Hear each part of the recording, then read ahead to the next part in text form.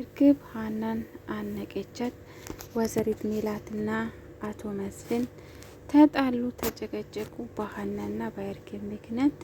በዛሬ ቀን እንግዲህ በጣም ጦርነት ከፈቱ፣ ተጨቀጨቁ። እንግዲህ አቶ መስፍን ለሀና ያላት ክብር ትልቅ ነው። ሀና የኔ ልጅ ናት፣ እርግብ ሳትሆን የኔ ልጅ ሀና ናት እያለ ነው። ወይዘሪት ሜላት ደግሞ የኔ ልጅ ሀና ሳትሆን እርግብ ናት፣ ሀናን ሲቤት ማየት እንኳን አልፈልግም፣ ቤተሰቤን የበጠበጠች ሴት ናት እያለች ነው። ግን ደግሞ አቶ መስፍን በጣም ጥሩ ሰውና አስተዋይ ሰው እንደሆነ ነው የኔ የገመትኩት። በጣም ጥሩ ሰው ነው።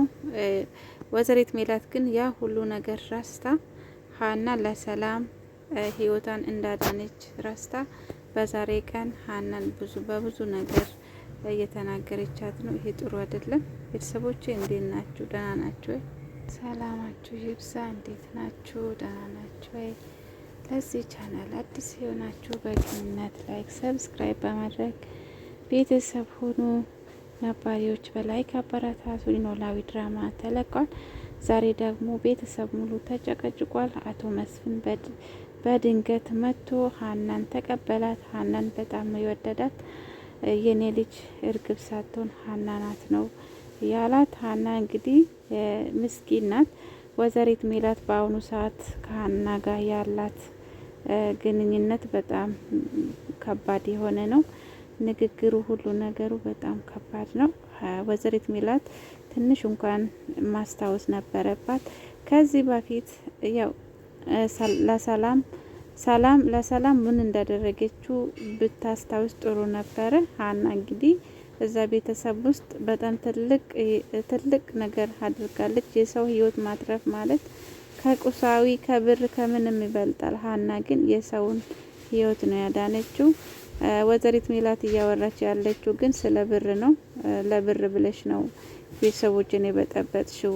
ከድንገት ተነስተሽ በዛሬው ተነስተሽ እኔ ልጃችሁ ነኝ ብለሽ የተናገርሽው ሆን ብለሽው ለብር ነው ያደረግሽው ነው ያለቻት። እና ይሄ ነገር ደግሞ አቶ መስፍን በጣም ነው የተናደደበት እና ተጣሉ፣ ተጨቃጨቁ፣ ጦርነት ከፈቱ ዛሬ። ያው ወይዘሪት ሜላት ለአቶ መስፍን ያላት አመለካከት ራሱ ጥሩ አልነበረም።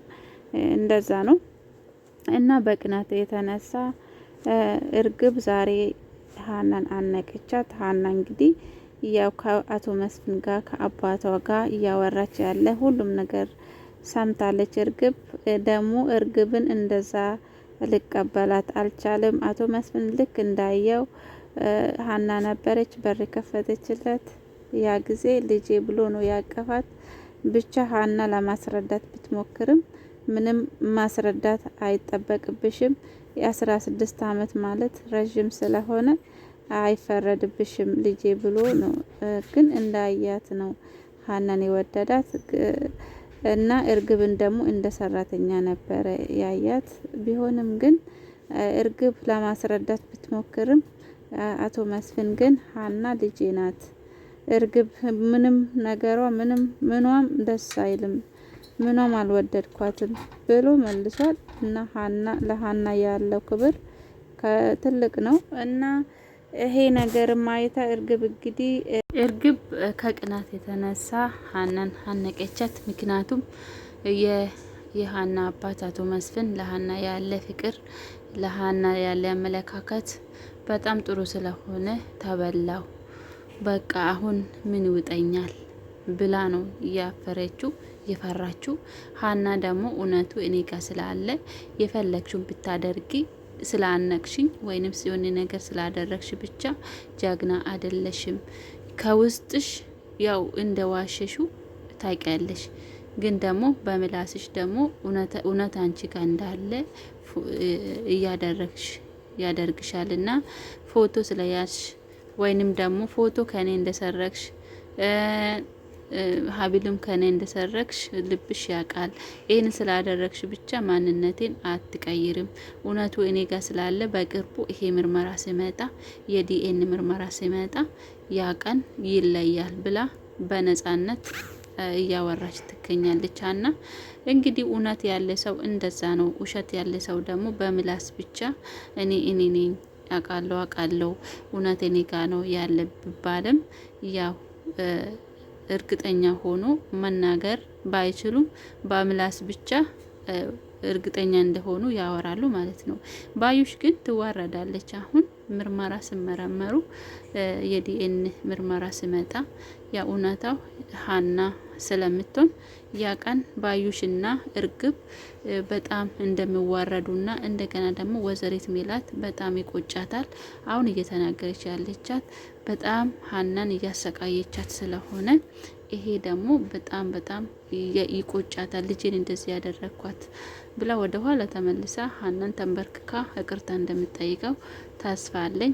አቶ መስፍን እንደው እቺ ልጅሽ ባትሆን እንኳን ተመርምራ ልጅሽ እንኳን ባትሆን ሰው ስለሆነች ሊከበር ይገባል። እንደገና ደግሞ ከዚህ በፊት ሀና ለዚህ ቤተሰብ ምን እንዳደረገች ታውቂያለሽ? ለምንድን ነው ሀናን እንደዚህ የምትቆጫት? ከኔ ጋራ ችግር ካለብሽ ከኔ ጋራ ፍቺ እንጂ ሀናን እንደዚህ አትናገራት ብሎ ማስጠነቀቃት። ቢሆንም ግን አቶ መስፍን ስለመጣ ብዙም አልተደሰተችም ወይዘሪት ሜላት።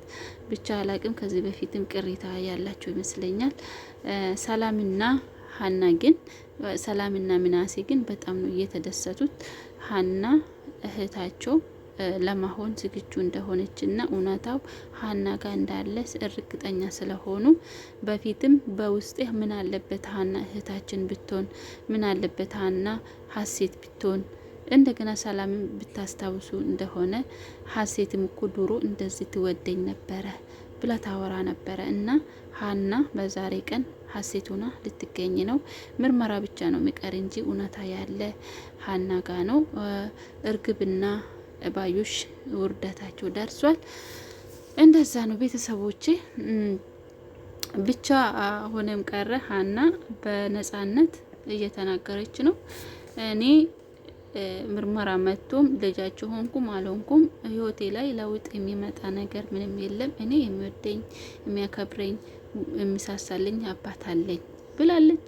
እና እውነት ካለ እኮ አንድ ሰው ጋር እንደዚህ ነው የምናገረው ማለት ነው። እና እንደመጣ ደግሞ ሀሴትን አልወደዳትም። በቃ ምኗም ደስ አይልም እያላት ነው። ሰላምም እንደዛ ነው። ሰላምም ካያችሁ ለእርግብ ያላት ፍቅር በጣም የወረደ ነው። በቃ ሀና ግን ስትመጣ ሀና ጋር አውርቶ እንኳን አይጨርሱም። እና እንደዛ ነው። ግን ወይዘሪት ሜላት ለብር ብላ ነው። ደሃ መቼም አይታመንም። የሚገርም እኮ ነው። አድርጋለታለች፣ ግን ብዙ ነገርን ረድታታለች። ግን እያወራች ያለችው ቃላቶች በጣም ያሳምማል። ለወይዘሪት ሜላት ለሀና የተነገረቻት ለብር ብለሽ ነው፣ ደሃ መቼም ቦታ ስትሰጥ እንደዛ ነው ብላ ብዙ ቃላቶችን ተናግራለች። ሀና እንግዲህ ሁሉን ዋጥ አድርጋ ይቅርታ ትጠይቃለች።